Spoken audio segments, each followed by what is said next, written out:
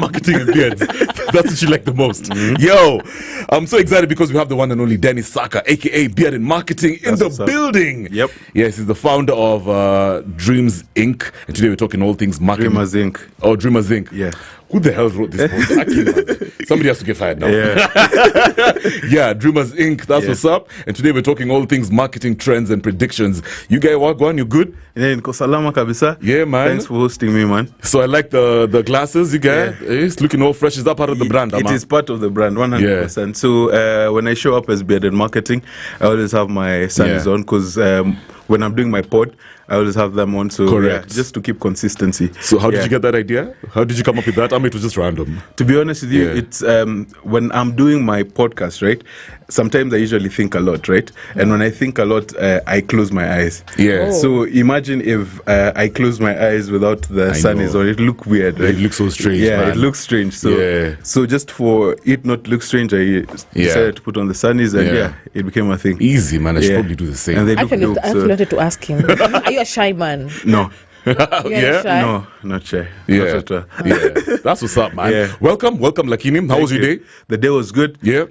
Started off with a couple of meetings, had some sessions, went in for a shoot. In case any of the audience doesn't know what we do at Dreamers Inc. Yeah. So Dreamers Inc. basically is a small agency, started it last year. And basically what we do is we create content for businesses. Nice. We know that businesses are really struggling with content online, right? As a business owner, and any business owner that is listening to this show right now understands the struggle. Unaamka, you have to send out your invoices, you have to do so many things as a business owner. And then over and above that, you still have to dance on TikTok. You know? I know, man. You guys now you have to act like an influencer. Maze, you have to act as an influencer. It's mad. It's mad work. And creating content it's annoying for people. Correct. There are people who genuinely are really good at business, but then they're not good at creating content. Creating content is just not their thing. That's why you see a lot of brands in Kenya do a lot of influencer marketing and stuff like that. Correct. So like one of the things that Dreamers Inc. wants to do is actually create content for businesses, and content that is really, really good. Coca-Cola grade, you know the way Coca-Cola does like really, really cool ads. That type of content, but then something that is affordable to SMEs. Yeah. So how's that going, man, with this whole, I mean, you in this path? So it's been a year, right? It's been going very, very well. So I started off Dreamers Inc. Some point last year. Started it off in September, I think, last year. And I quit my job this year. So I used to have a 9 to 5. I used to work for BAT, British American Tobacco. Look at that. Yeah, and I decided to quit it. And you were doing marketing as well? Yeah, I was doing marketing. So interesting. I was the Velo executive. So I don't know if you guys have heard of Velo. Of course we have. I know Velo. Yeah. So how do you felt bad when they decided to ban it, isn't it? I will. You want to make a comment on that? I will decide not to comment. I will decide not to comment on my previous. You're like, damn. Nah, I have no job, you guys. I'm deciding my own path. Yeah. Is that the reason? No. Okay. Let me be honest with you. When we started having problems with Velo, that's when I started delving deeper into things to do with Dreamers Inc. Because what happened is when we started having issues on Velo and we were looking for legislation. I mean, I don't know the whole issue around Velo and how it came to be banned in the Kenyan space. I will not speak too much into it. But then what happened is that in my 9 to 5, the amount of work that I was getting was not as much, right? Which allowed me more time to focus on my Dreamers Inc. And that's why we got here where we are right now. And business has been good, bro. There are obviously changamotos in every biashara, and we also get the same changamotos. But I would say that over the past year, we've been able to grow very well. The services that we offer are actually needed by SMEs, and we've seen a good uptick from SMEs. So are you? Because I remember initially when we just started this conversation, you said how you help companies, brands create content as well. Correct. So you're a creative. So yes, I am part of, I would say I'm the lead creative of Dreamers Inc., but I also have a team that also helps me with the creative process and stuff like that. Because you know, one of the things that you need to do as a founder is you need to focus more on like the strategy. How do you want to direct the company, right? So if you are stuck in the day-to-day runnings of the organization, then you won't have a lot of time to focus on how you want to steer. Got to be a boss at some point. Yeah, exactly. Give them direction and that kind of thing. Exactly. So we're talking all things marketing trends and predictions, you guys. Obviously, the country we're headed towards, I don't know, Kwanzaa, ever after COVID, I mean, things have changed. People are trying to put the brands out there, but in a very creative way. So what are some of the latest marketing trends that have excited you? Yeah, so when you say marketing trends, there are a lot of marketing trends. Yeah, I can imagine. Right? It's diverse. It's super diverse. If you're looking at it from a digital perspective, right? In the digital perspective, you can see that there's a lot of innovation happening in the digital space. So you see a lot of brands going into CGIs. They're doing a lot of computer-generated imagery and doing a lot of animations. Let's talk about maybe the Johnny Walker, the Walkertown. Right. They put out, before the concert, they put out a video which was showing, that Johnny Walker walking across. That was so exactly. sick. You saw it. It was really, really dope, right? So people are doing such content, and that content we've seen that even in Dreamers Inc., one of the things that we're realizing is that a lot of SMEs are asking for that service. Yeah. They're asking for, hey, can we do like CGI stuff? Yeah. Another innovation I would say is in the route to market space. So digital, we can go on and on about the innovation that is happening on digital. But then there's also innovation that I've seen in the Kenyan space that's happening in the route to market. Yeah. And when we say route to market here, what we're saying is how do we get the product eventually to the consumer? So if I'm getting my Sunnies, I have to think about how am I getting this Sunnies to the consumer, right? A brand that I would like to call out maybe is, and I don't know if I'm allowed to do this, but for conversation purposes. For conversation purposes, right? So Kericho Gold have come up with a very good innovative way of getting their product to consumer. Right now they're doing vending machines. And one of the things that people don't realize about going in with vending machines, it's a total game changer, right? So currently, right now, where do you buy your tea from? Mixed tea or any kind of tea, where do you buy it from? Supermarket. You buy it from a supermarket, right? Yeah. So one of the things that the vending machine will do is that it'll increase the number of channels for Kericho Gold. So for example, right now, no one sells tea in hospitals. That's a good example, right? But then Kericho Gold will come in with a vending machine and then they'll put it in the hospital, right? Yeah. When you're coming to see a sick person, the first thing, some of the things you'll think about is, hey, let me get this person some juice. Maybe, hey, they would want some flavored tea. Because Kericho Gold makes like really good flavored tea. Yeah. And you see just by them, the virtue of them actually deciding to sell their product on using vending machines, they've revolutionized the game, right? And we hope that it actually works out for them and they're able to increase their sales. But there's a lot of innovation happening.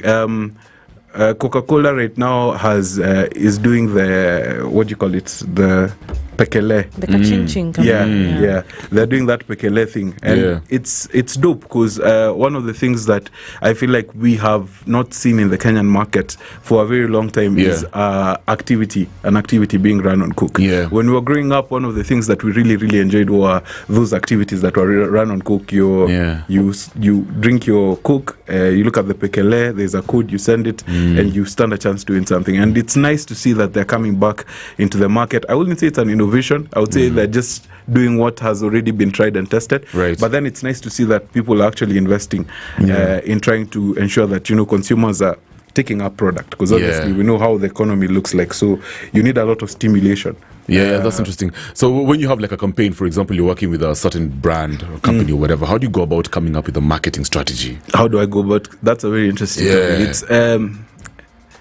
It's a very interesting process actually. So the first thing that I do, you come to me, you want to sell a brand, you want me to sell your brand, right?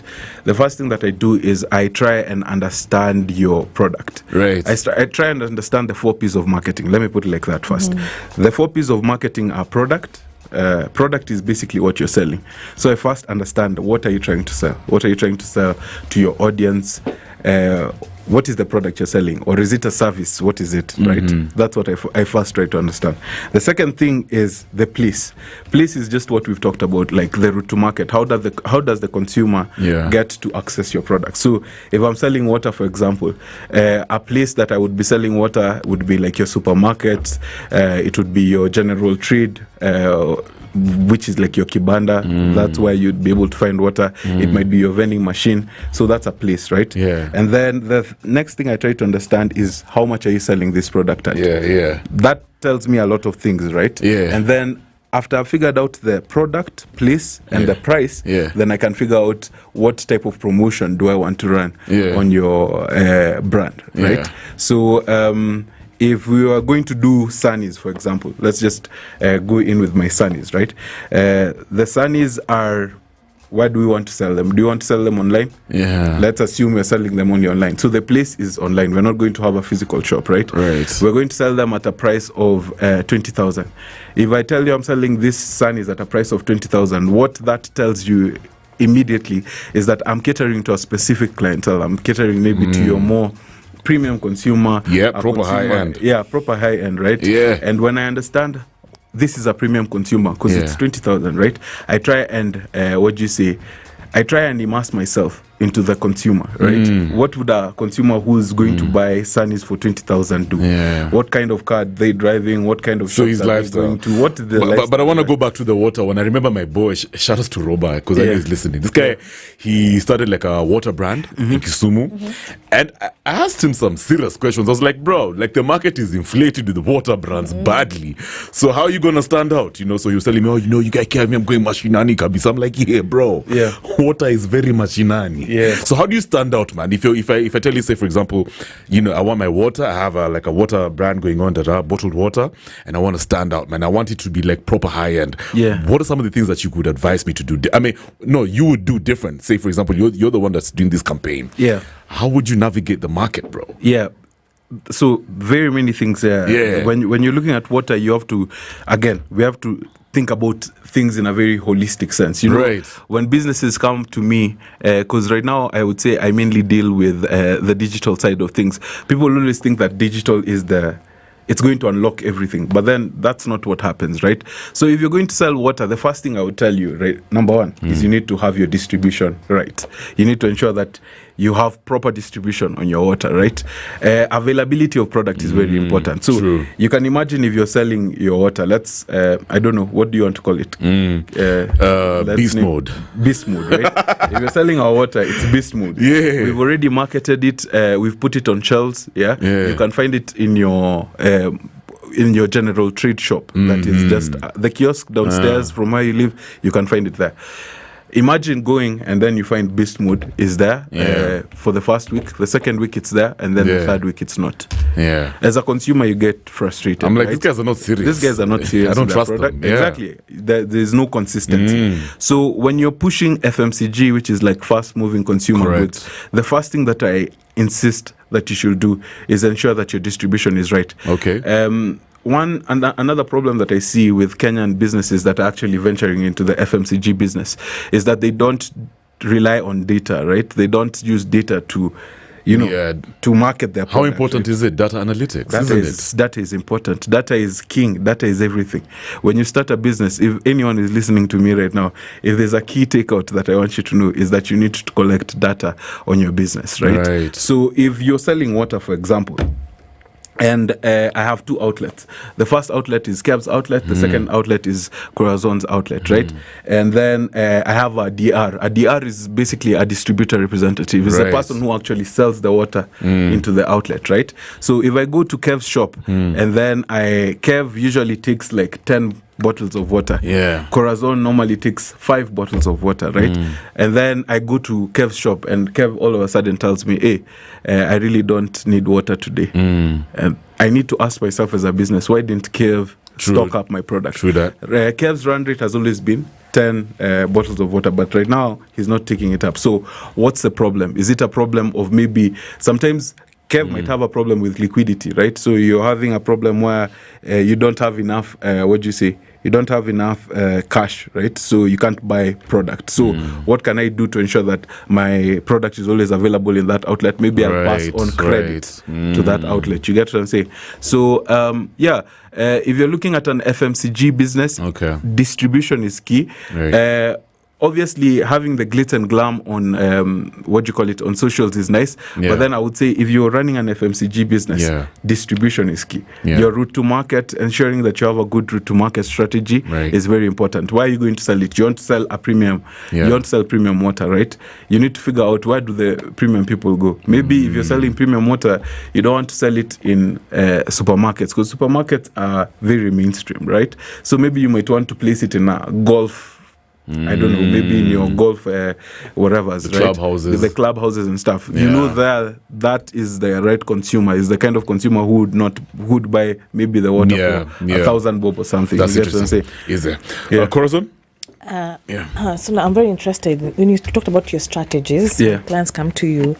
Do you do an ATL kind of strategy or a BTL kind of strategy, or is it a holistic strategy? Okay, what's the ATL and BTL? Oh, there's somebody who's floating now with dangerous. I'm like, yo. ATL is more of above the line.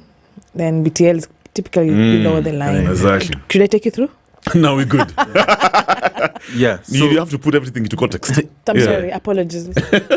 So for people who are listening in, and maybe just to go in deep on that, above the line is like when you're looking at, I would say, this is how I'd explain it very simply. Above the line is it's a very broad way of targeting, I would say. So like you're looking at your socials, you're looking at your radio, you're looking at your TV, all that fall under above the line. Now below the line is more, I would say, more personal, right? So like you see when people go and do activations, so like you're going to activate a product, right? How do you make sure that the consumer feels like, hey, Maze, I really want to buy this product? So that's what the below the line is. I've forgotten, the question was, do you do a holistic strategy, or you pick one? So for Dreamers Inc., seen as right now one of the things that we're doing is mainly digital. Is we try to emphasize more on digital. So even when you look at above the line, we don't go into a TA. We won't give you a strategy on TV. We won't give you a strategy for radio. We won't give you strategies on that. We just give generally. We give strategies on digital, right? In the above the line segment. Now on below the line, we do help businesses. We tell them this is what you can do for the below the line. If you're going to show up at an activation, if you're going for Blankets and Wine is coming, you'll see a lot of brands will be activating at Blankets and Wine, for example. If you're going to a Blankets and Wine, how are you going to show up so that people are able to understand what your brand stands for? We can help you with that. But then as Dreamers Inc., what we don't do is the execution bit. We don't come and set up the pop-up banners. We don't set up the ground banners. The setups, we don't do that. But we can give you ideas. We can tell you, hey, if you are looking at maybe you're selling a lotion, how will you ensure that you sample your consumers in a way that, they understand what your product is about, they can smell maybe the perfumes that you decided to use in your lotions. We can give you such ideas. That's what's up. Now, since you guys focus on mostly digital, so clearly you're an expert on that lane. If you look at social media strategies, man, what are some of the big companies, the dope brands, man, the innovative ones? What are they doing different, man? That's a good one. So it depends. That can be answered twofold. Would you like us to start like locally and then locally? International? Locally, that's what's up. Local is best. So that's more relatable. Let me speak for myself. So one of the campaigns that I really loved that was locally run was a campaign that was run by Fanta. Fanta ran a campaign this year. It was called What the Fanta. They were trying to launch. Yeah, I saw that. You saw it. Sick, it was. I think their key, their brand ambassador was Ajib, and it was being run. Basically, what they wanted to do is they were looking at launching a new Fanta variant into the Kenyan market, and they did this really nice campaign called What the Fanta, and they were embracing weirdness. It was really awkward. It was like, it had so much color. It was so vivid. The production of the content was top notch. And you could tell that people really like the campaign and the teasing of the new flavor. I think the flavor they were launching is grape. I might be wrong. But then one of the things we've seen, the problem with that campaign, because you can have a brilliant digital campaign, right? But then at the end of the day, people will not judge you based on a brilliant digital campaign. They'll judge you based on sales. At the end of the day, we want money in our pocket. One of the problems I've seen with that campaign is that I don't think the uptake has been as good as they would have anticipated, because I think with that brand, what they were launching, they were looking at replacing, I don't know if you remember Fanta Pineapple. Yeah, they were replacing Fanta Pineapple. But then if you go even to the Fanta page right now, one of the things you'll see, the feedback from consumers is bring back Fanta Pineapple. But what the Fanta campaign, hats off to the Fanta team. So you liked it because it was odd, yeah? It was odd. It was different. Yeah, it was different. They did a good job. They invested a lot in content, because we all know that content marketing is where it's at. Right now, if you're a business and you're not creating content, then you might as well close business, because everyone is you have to create content. Right? That's the only way to reach the consumer. Everyone is spending their times on TikTok, on Instagram. They're scrolling through things, and you also don't want content that makes you feel like you're outrightly being sold to. So how do you sell to people in a way that is nice, Cool, yeah, that makes sense. So Fanta did a really, really, really sick campaign this year that I really, really enjoyed. Betika has also, I wouldn't call it a campaign. I think they did an ad, which was really, really sick, touching on the various passion points, for the kind of consumers that they look at. The video had a lot of CGI elements in it, and in the video, what they're basically asking is, what does it mean to be a Betika consumer? And they're trying to tell people that if you're a Betika consumer, you're a giant, like you're one of those people who's like you're a fast body. I don't know if that makes sense. Fast body, you're a fast body type of person, right? So it was a really, really interesting campaign. I really, really like that campaign. Obviously, I've also talked about what Johnny Walker did before Walker Town. They were doing a lot of really, really dope digital campaigns. I want to touch on that thing for content. Marketing these days is all about your content. I read this interesting fact where they were saying most consumers of products in this day and age aren't loyal because of a lot of options out there. So if I see the next best product, I'm out immediately. It's not like back in the day how I was so into like Nike, for example, and I would never consume another product. I would never wear any other kind of brand. So as a business owner, I'm somebody who's running the marketing department. How do you ensure somebody constantly engages with your brand, even if they're not consuming it, but they're excited about it, there's proper interest. At an age where, like I said, there's so many options, man. So is it about constantly just producing content? So actually, I agree with you on one point. I agree with you on the point that consumers right now have a lot of options. The point where I disagree is that consumers are not loyal. Consumers are still very loyal to their brands. What we have seen happening is just that we're seeing a shift in loyalty. So I'll give you an example. So maybe you and I, like you said, because we've grown up and we're used to a certain kind of, we've been socialized in a certain way, I would say. So that's why we like maybe the Nike brand, because we know what it is associated with, like the Jordans, for example. The Jordans, perfect example, those made history, right? So we know what those mean to us, right? But then with the new generation, maybe they're looking at different brands. I wouldn't know what kind of shoe brands they're looking at, but maybe they're looking at different brands. It's just that these brands are resonating better with them. So I'll give you an example of Shein. I don't know if it's Shein or Shane. It's Shein, right? So them, I would say they are targeting mostly your millennial and Gen Z generation, right? They do a lot of content on TikTok, Instagram, and stuff like that. And that tells you the kind of consumer they're looking at, right? And you're seeing a lot of younger consumers actually shopping with them. It's not that, and they actually have a lot of brand loyalty with them. Because you'll meet a person in Kenya who swears by Shein, right? They always order on Shein. You get what I'm saying? So I think the brand loyalty is still there, and the things that drive that brand loyalty is back to what the things you've talked about: putting out content, communicating to your consumers. The story behind the brand. Story behind the brand. Your consumers know what your brand stands for. So that's what you need to do.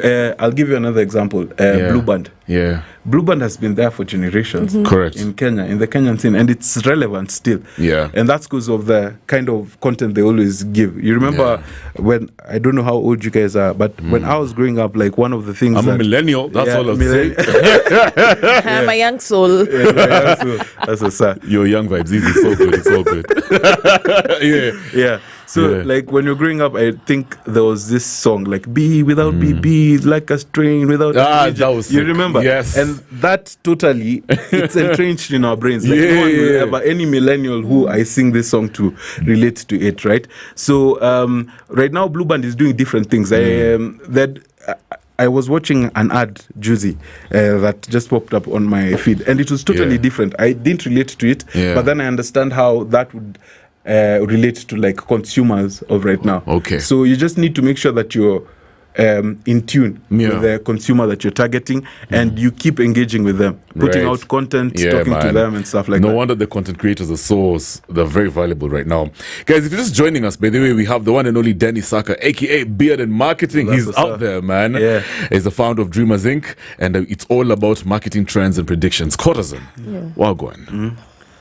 What's your question? You look like you really wanted to jump in there. I really wanted to jump in. I need to understand, now that you're into the content creation space, does it end with content creation, or does it go all the way to your buying space, or you just going to create content and still like that? So we actually do ad buying. So we do ad buying for businesses, but then the ad buying that we do is mainly on, I would say, your meta spaces. So Instagram, Facebook, and also Google. So we are certified media buyers. We've taken all those training courses. We're not, like the way sometimes you'll get like your social media managers who will tell you that we're very good at buying ads. But then when you ask them where are your credentials, right? Have you gone and taken like your Meta? What do you say? Because Meta gives you courses where they tell you this is how you're supposed to do the media buying. Google also does the same thing. They tell you, hey, this is how you're supposed to do the media buying on our platforms. This is how you target your consumers. This is the kind of data that you'll have access to, and it's not racy. People think it's very racy that you can go in and say, hey, I want to sell water, so I just go there and write water as an interest. It's not as easy as that, right? So we also do media buying. The kind of media buying that we don't do is like media buying for like radio, TV, and stuff like that. But if it's anything that's digital, we do it. Right now, we're actually trying to study TikTok, because TikTok they've launched their media buying service right now. Just recent. I think it's like 2 months old. I might be wrong. But that's like now the new frontier for us as Dreamers Inc. We're trying to understand how that media buying space on TikTok works. And TikTok is huge. Is that a specific social media platform that people aren't taking seriously when it comes to marketing, but yet it's very powerful? That's a very good question you asked. So how I'd answer it is, I don't think people don't take it seriously, but then what you'll realize right now when you go to a business, they'll tell you, where do you want to market this? They'll tell you want to market it on Instagram, you want to market it on Facebook, and we'll put it on TikTok for awareness. You get what I'm saying? And one of the things that businesses don't realize that TikTok is doing, because right now, most of the people, who are the people who are using TikTok? If we can generalize them. Gen Zs, I guess. Gen Zs, exactly, right? So right now, Gen Zs are in a space where I would say they are just discovering themselves. I would say like your oldest Gen Z is probably like 25, right? They are becoming. In the next 5 years, these Gen Zs are the ones who are going to have the buying power. Because generally speaking, when you're in your 30s, that's when you start making a lot of money, and your buying power actually increases. Correct. And, you can buy. That's why most of the ads right now are targeted towards millennials. Why? Because millennials right now are the ones who are cashing in. There was according to data, people are saying the millennials are going to be the richest generation, right? They're going to be inheriting. For real? Yeah. I didn't think so. I didn't think we would match our folks. Apparently, they're inheriting the most wealth. So that makes sense. They're inheriting the most wealth. So they have a lot of buying power. They're spending a lot of money. With Gen Zs, what I'm saying, and me, how I view TikTok, and back to your question, how I view TikTok. For me, TikTok is investing now. You get what I'm saying? I am trying to build an audience on TikTok with Gen Zs, because I know in the next 5 years, in the next 5 years, these are the guys who are going to be giving me business. You get what I'm saying? So what I tell businesses is take it very seriously. It's a forward investment. These guys are going to be, in the next 5 years, these are the guys who are going to be buying. Right now, maybe not too much in terms of influencing purchase, but then in the next 5 years, take it to the bank. TikTok is the one which people are going to be doing sales on TikTok. And even if you look at the trends, so sorry, maybe I'm going. No, you're good. You're good. Yeah, you're good. If you look at the trends, initially, when things started off, when social media started off, most of the selling was happening on Facebook. Right. Yeah. And Facebook has, like, I would say, like right now, even millennials don't want to associate themselves with Facebook. But it's still king. Yeah, but I don't know if it's king. So my experience with Facebook is that it's not as effective as Instagram. So the ads I run on Facebook are not as effective as the ones I run on Instagram. Wow, okay. Instagram is the one which is getting me the most leads. All right. And it speaks to it because right now millennials are the ones who are spending. Okay. And millennials, what is their primary, I would say, which social media do they really, really like using? I would say Instagram. So on Instagram, you'll see a lot of shops. I don't know if you've noticed. Correct. People are selling a lot of stuff off Instagram, right? And eventually, my prediction is that in the next 5-7 years, you're going to see the same thing on TikTok. Yeah, that makes sense. Damn. Most people are going to be selling on TikTok, and in the next 5-7 years, there's going to be another social media. I think so. Yeah. Wow. It will always come. What about disruptive technology, man? What are you using now for your strategies, marketing strategies? Is it like AI, for example? AI is huge, man. Yeah. AI is godsend. So when I have conversations with people on AI, and they're like, oh, AI is just, there are people who they don't believe in AI too much. Yeah, or they don't understand it. They don't understand it. Yeah. So I am one of those people who totally believe in AI. Okay. I swear by ChatGPT. Me too, bro. ChatGPT has reduced my work a lot. I know, man. Yeah, and it's a good thing. It's a really, really good thing. And people need to actually get into it, kabisa. So ChatGPT helps me out a lot, even in building the marketing strategies, understanding consumers. Because one of the things that you'll realize is right now, if somebody tells you, for instance, somebody comes and tells me, Bearded Marketing, I want you to market this product. I want you to market a Rolls Royce. I wouldn't know how to market a Rolls Royce because I have never. I'm not the kind of consumer who would buy a Rolls Royce typically. You get what I'm saying? So if I wanted to market a Rolls Royce, I would need to immerse myself as a marketer. I would need to understand how a person who buys a Rolls Royce, fields and what they do and all these things, right? And ChatGPT really helps you with that. So like I can go in and say, hey, let's imagine I am worth 1 billion. What would a typical day of a person who is worth 1 billion look like? Then he tells me, oh, this person goes to a yacht, he goes to a yacht showing, he goes to a private jet showing. What do you think a billionaire in Kenya, what's his life like? Yeah, exactly. What is that? I don't know what a billionaire in Kenya, I don't know what their life is like. He's watching SpiceFM. But anyway, proceed. Yeah, you get what I'm saying? Jimmy has sat on this chair, actually. Jimmy would be best. It's true. Yeah, it's true. I should have asked him. Exactly. So if you think about it like that, then it helps. AI really helps. So you would advise brands, marketers, basically, to get into that AI space. AI Use it, milk it. Good. Even in terms of what you think about it, data analysis. I've talked about data over here. Right now, before, analyzing data was like really, it was a task. It was a huge task. People really did not enjoy analyzing data. Right now, if you go to Instagram, people right now are making a killing out of it. There's a babe called Susan Analytics on Instagram, and she is making a killing off Power BI dashboards. So like, how do you minimize all this data for businesses? Because also another thing is that people who run businesses, they don't want to see so many data, they don't want to see so many numbers, they don't want to see Excels and stuff like that. It intimidates them. So how do you compress it and present it to them in a way that they can easily understand? Another thing that Power BI does, it can do projections for you. Like, these models are really, really good, they can help you a lot. They can help you focus how you want to grow your company and stuff like that. So AI for me has been like one very big and instrumental. Do you think AI can also help you monitor consumer behavior? And what do you predict happening in terms of the Kenyan consumer behavior in probably the next 5 years digitally? So yes, it can definitely help you monitor behavior. The thing about AI is just about the amount of data that you feed it, right? So if you feed it a lot of data, it becomes better and it can monitor that behavior better, which is a bit scary. Most people find that scary. One of the things that you'll see is that with AI right now, because most of the ad buying that is being done right now. There's a lot of AI that is incorporated into it. So you'll notice that right now, even the effectiveness of the ads that we are running, if you're going to buy media on Facebook or Instagram, the effectiveness of the ads getting to the right consumer has really, really increased.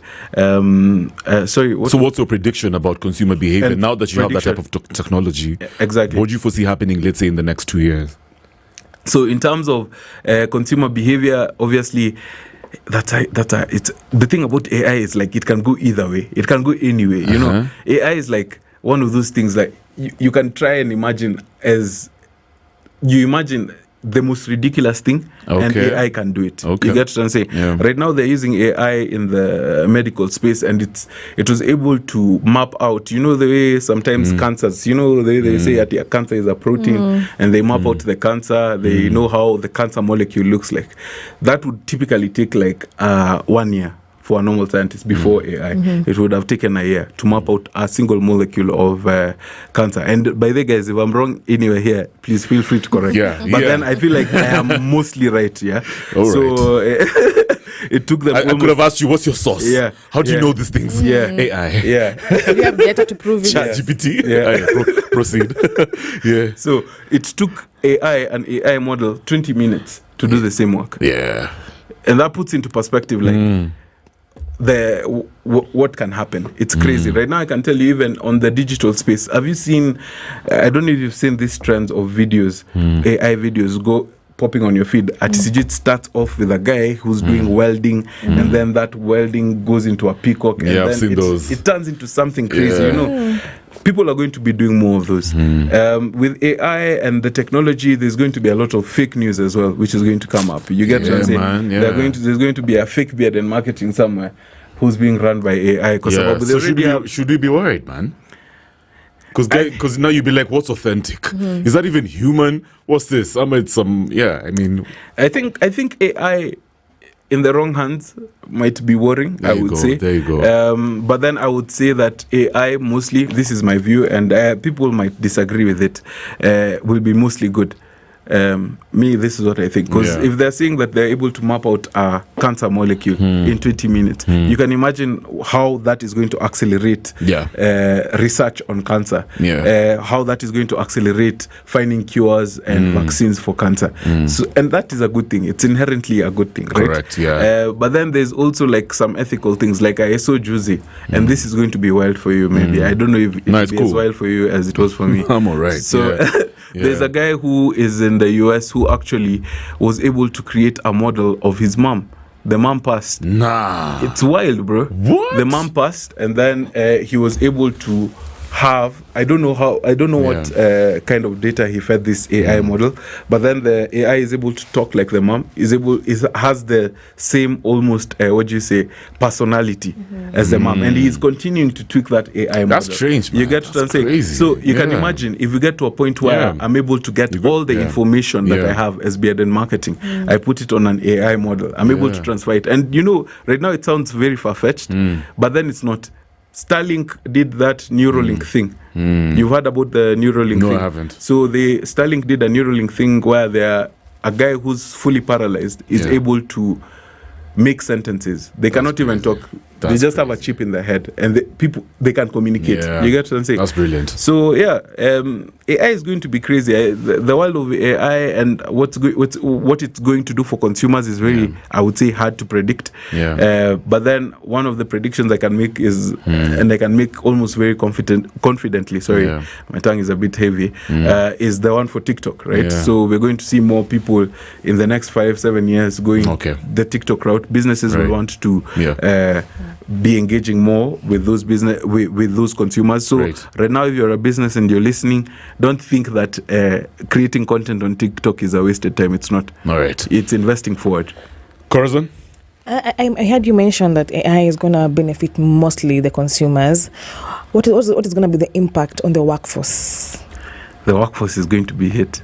You're going to have like some technology, some machine or whatever here doing the show. Is it going to render us jobless? Yeah, the workforce. Who knows? Yeah, the workforce will definitely be hit. Did you hear about that strike that was in Hollywood? Yeah, the writer's strike.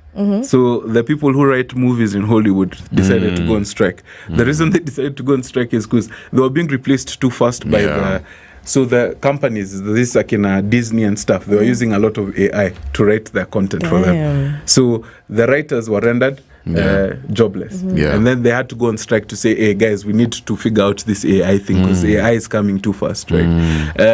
If I give you another example is animations. Animations are, if you go and ask right now anyone to do an animation for you, animations are expensive. Yeah. No, actually, my boy owns a college and he tried to get an animator to do all those things to create a proper marketing strategy, like a campaign. Yeah. Damn, bro, this guy spent so much money. It's crazy, it's pay, man. Animations are mad.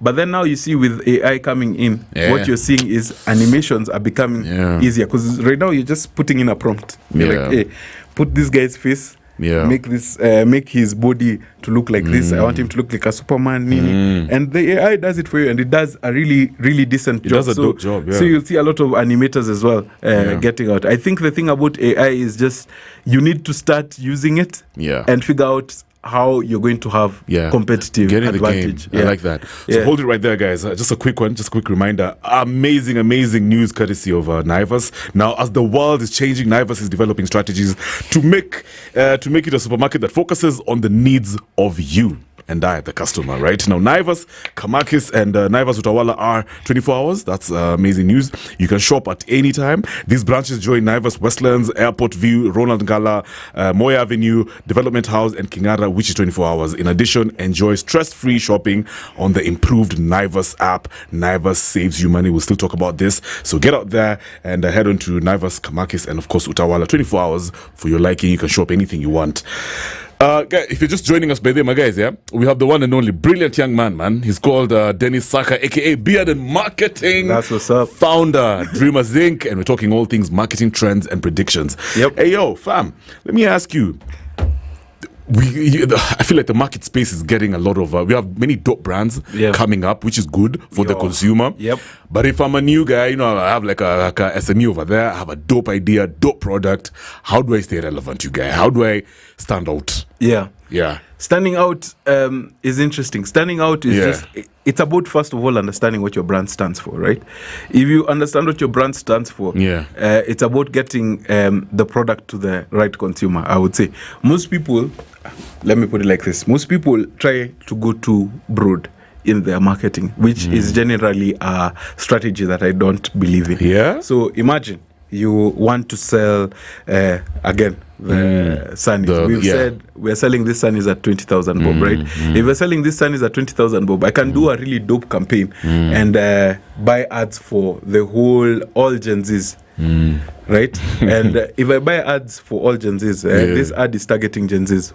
Do you think I'll have like too many sales? No. Exactly, right? Because I'm selling it at 20,000. You get what I'm saying? I might get 1 or 2 Gen Zs who will be able to buy it, but then generally speaking, not yet, right? But then I still need to make sure that I'm creating awareness there. What I need to do, right, with this Sunnies is I need to make sure that I understand who my consumer is, right? So, and that's the way to stand out. Ensuring that you're getting your product to the right consumer. So right now we've said a person who's able to understand, who's able to afford 20,000. This is a person who probably golfs, right?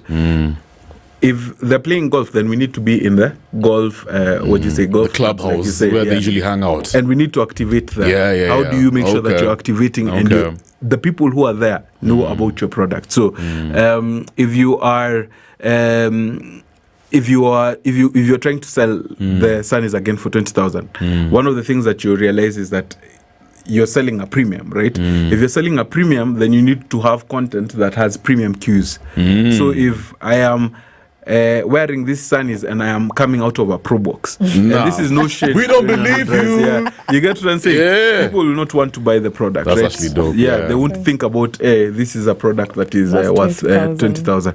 But then if what about the story, man? Like, do people actually care about these stories? Even if it's like a premium brand, or product or whatever, it's like, okay, that's fake. Do people care about those, like authentic stories? People care about the for real? story. 100%.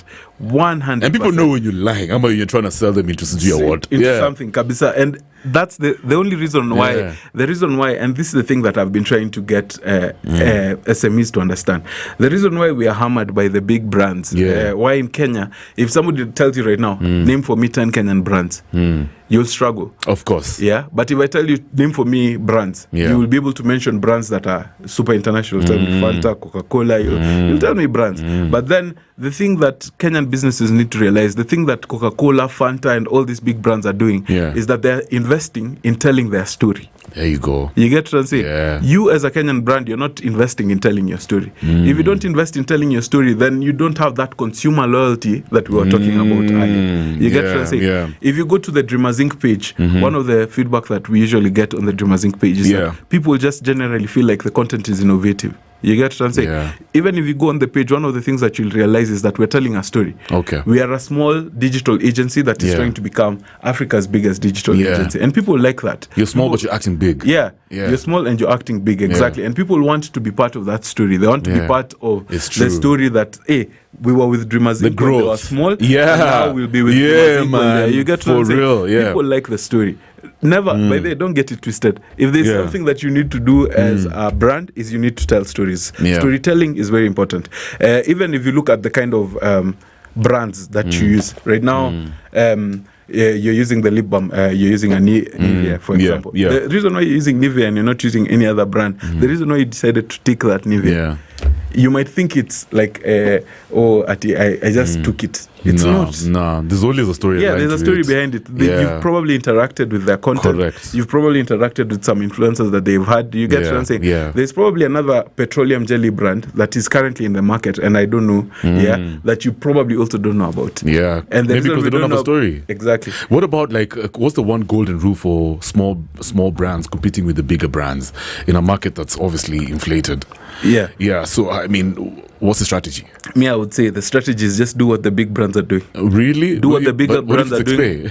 It's expensive. Exactly. Would you have the muscle? That's the thing. So you need to do what the big brands are doing. Yeah. But then at a proper budget. You get what I'm saying? Okay. Do you honestly think that? I'll give you an example. The Safaricom did a really nice ad. This year they were doing music and they did a song. They did a collaboration with Nyashinsky. Yeah, you heard that babe. Story, yeah, that shorty man. Yeah, you heard about it. And again, I might be wrong, but people, word on the street, marketers, groups. They're saying that that campaign took them, it cost them about 100 mic. What? And you can see, fine, the campaign looks dope. Don't get me wrong. It's called Shine on Kenya. Yes, that's a sick tune. It's the biggest campaign. That's a dope one. Yeah. The campaign looks dope. But is it not executable on a budget? It is. Bro, even on a phone, simple. You can't. You get what I'm saying? You just really need to think about how you want to execute it. Correct. Right? But then you can execute it on a budget. Okay. So me, that's what I always tell businesses. If you're an SME, you need to take the big fight to the big guys by doing what they're doing. Yeah. But then you need to do it on a budget. Okay. So if you're going to create an ad, don't create an ad that is, just an ad. It has to be a dope ad. You get what I'm saying? Yeah. But then you're doing it on a budget. Okay, that makes sense. Yeah. Before we wrap up, final question. I wrote something over here. What's one key takeaway you want somebody listening to you right now to remember about the future of marketing? Okay, so the future of marketing. I wouldn't say the future of marketing. I will say one key thing, one key takeout that you should take out on with regard to marketing and marketing. Yeah, I mean, whatever's going on now. Yeah. I would say is you need to be a very data-driven enterprise, right? And it alluded to the previous point. Most of the Kenyan businesses, when they are marketing out of emotion. They don't market based on you get to say, trust me. This thing I got. Exactly. My mom told me about this. Bro, watch out. I know itashika. I like that. Itashika market. Hata kama utaanza na faith. Starting with faith is good. You can start with faith. But then even if you start with faith, you need to figure out in the business how you're collecting data. True that, man. Going back to the example, you're selling water. You need to figure out how many outlets are you selling your water to. If you go right now and ask your bro who was doing the water brand, and you ask him how many outlets did you have, how many outlets had you listed the water to. You get what I'm saying? That's the kind of, if he has his data, he has his, he's a smart guy. thing. You get what I'm saying? But you need to always You need to always have data points in your business, and you're tracking these data points, and it's not just revenue and sales. You know, people always just track revenue, sales at this month. This is how much I sold.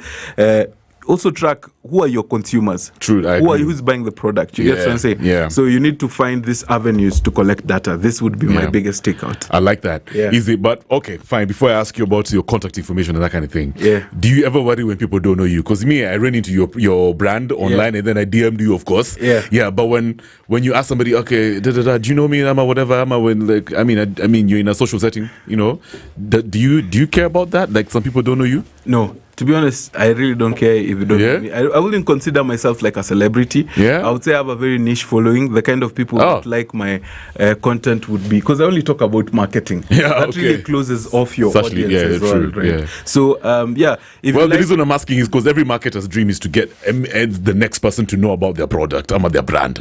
Right? So, in fact, in terms of knowing about my brand, yes, I agree with you. I would like to get to a point where people know about Dreamers Inc. Everyone is like, hey, if you're looking for a really good digital marketing, Dreamers Inc. is your guy.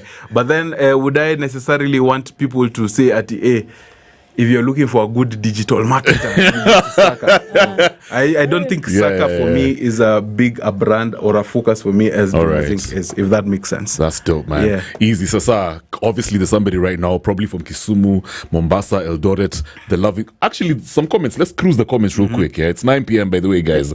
I'm seeing some dope comments over here. Empress FC Goldie says, how can one make their brand stand out? I think we talked about that. Brima Jusu says, good evening, SpiceFM. All right, no, that's different. Dylan Dash says, loving the conversation. I'm a sales and marketing exec, and I'm taking down the notes. So clearly the people who are engaging with you for the first time. So if they want, like, if maybe somebody has like a project, they just want to engage with you some more, whatever, how can they reach out? So you can reach out to me on mail, Sakka@dreamersinc.co.ke. So Sakka with a double K. So SAKKA at Dreamers. .inc.co.ke, right? And on Instagram you can also find me under Beard and Marketing, and on TikTok similar handles. Good stuff. So you guys are actually doing a good job. That's what's up, take that, thanks take for that from me, bro. That's what's up. I appreciate you coming through. Of course, once again, Dennis Sakka, aka thank you for hosting me, bro. Beard and Marketing, founder Dreamers Inc. It's been real, man. Cheers. We're talking all things marketing. All right, so in the next hour, conversations for days. We're still going to cruise the internet with Corazon, of course, and some of the top stories this hour. We'll talk about this royal guy from the Kuwait Kingdom who's he's pulled a crazy move. Let me just leave it like that. Is that a good marketing strategy, the way I put it? Would you want to listen in? I would. 100%. That's a serious That's a crazy tease.